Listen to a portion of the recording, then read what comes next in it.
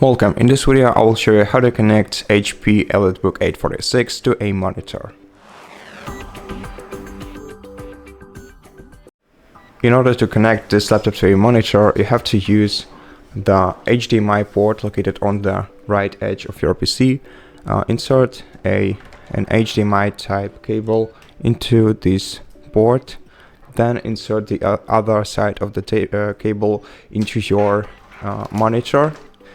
Make sure that your monitor is also plugged into the power source, and once you connect your laptop and the monitor, if your monitor doesn't support HDMI type connections, you can use an adapter and insert the USB cable into adapter and the adapter into your computer. Once you do that, you won't have to do anything else in order to project to the computer. You just have to select the projection type. To do that, you have to use the combination of Windows and P buttons pressed simultaneously.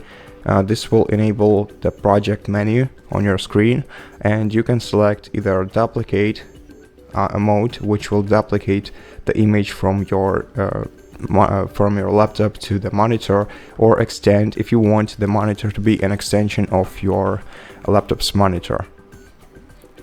And PC screen only will disable projecting.